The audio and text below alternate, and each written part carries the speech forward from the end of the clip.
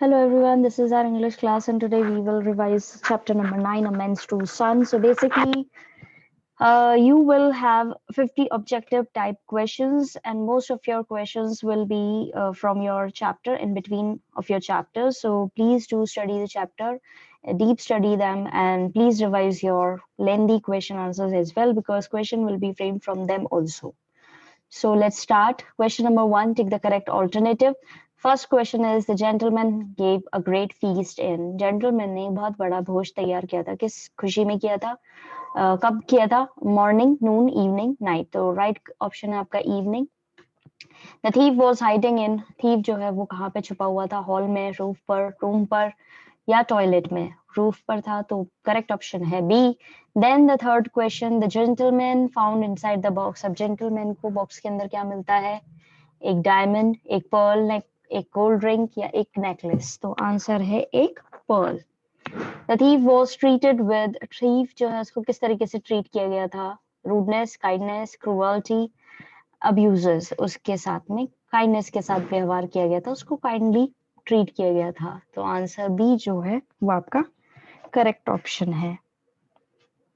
Then अब आपके question आ सकते हैं, ये ट्रू और फॉल्स में से भी क्वेश्चन बन सकते हैं कि gentleman was quite young, true, false, none. और फोर्थ क्वेश्चन, फोर्थ आंसर हो सकता है ऑल ऑफ द अबव.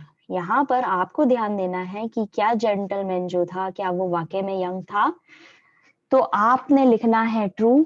अगर नहीं था तो लिखना है फॉल्स. अगर दोनों में से कोई आंसर नहीं है, आपको मतलब ये मेंशन ही नहीं है जेंटलमैन की एज के बारे में, चैप्टर में कुछ बताया ही नहीं गया है कि वो यंग था या ओल्ड था, तो आप लिखेंगे नन ऑफ द अबव.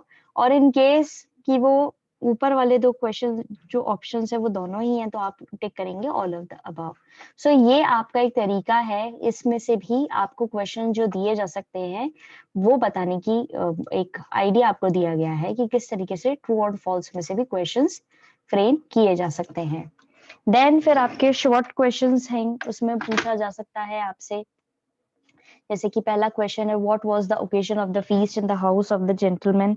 क्या भोज जो उसके प्रति भोज रखा गया था वो किस ओकेजन में रखा गया था उसके घर पे?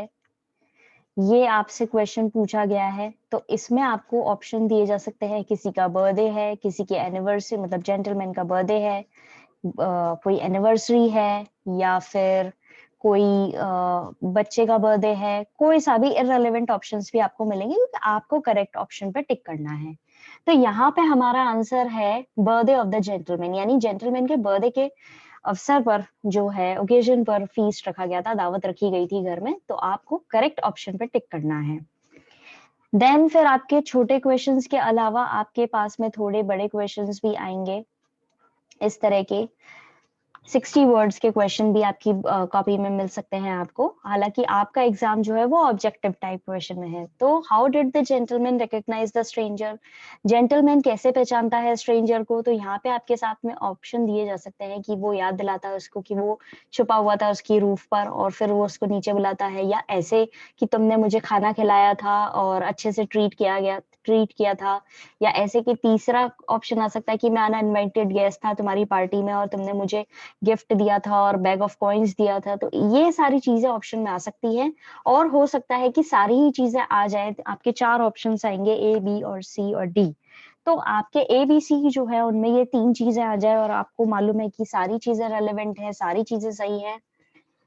तो आपको क्या करना है, जो लास्ट ऑप्शन है उसको ध्यान से देखना है. उसमें लिखा हुआ है अगर ऑल ऑफ द अबव, तो यानी कि ऊपर जितने भी दिए वो सारे, तो आप उस पर टिक करेंगे.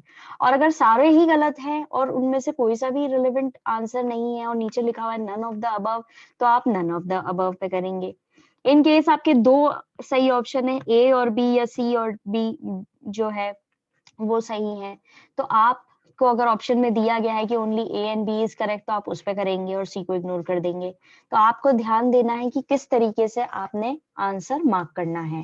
ये आपके थोड़े लेंदी क्वेश्चन हो गए.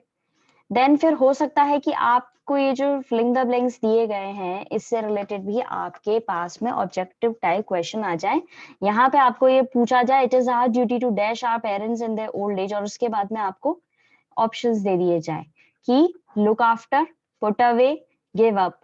कि आपकी कर्तव्य बनता है कि आपको बुढ़ापे में आपके पेरेंट्स के बुजुर्ग जब हो जाते हैं वो, तो आपकी ड्यूटी बनती है कि आप उनकी तरफ ध्यान दें। तो आपको सही ऑप्शन पे टिक करना है, या आपके फिल इन द ब्लैंक्स में से बन सकता है।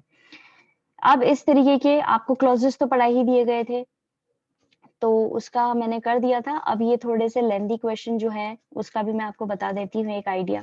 अब जैसे टाइटल है स्टोरी का ट्रू मेंस अ मेंस ट्रू सन, तो यहाँ पर आपसे पूछा जा सकता है कि एक्सप्लेन या choose a correct option which suits the title of the story, man's true son, या explains that। तो उसके लिए आपको यहाँ पे कुछ ऑप्शंस मिलेंगे और उसमें से आपको परफेक्ट जो मैच कर रहा है कि हाँ ये टाइटल बिल्कुल सही दिया गया है इस स्टोरी को, उससे रिलेटेड आपको जो भी बात ऑप्शन में दी गई है वो आपको मार्क करनी है। ओके, आई होप आपको समझ में आया होगा किस तरीके से आपके ऑब्जेक्टिव टाइप क्वेश्चंस आएंगे चैप्टर के बिटवीन में से, बीच में से, और आपके क्वेश्चन आंसर्स में से भी फ्रेम हो सकता है, फिलिंग द ब्लैंक्स में से, या ट्रू और फॉल्स में से भी फ्रेम हो सकते हैं।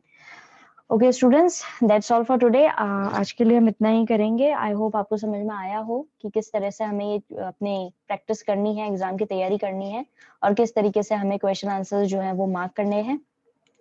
So happy learning and have a nice day ahead, students. God bless you all. Happy learning.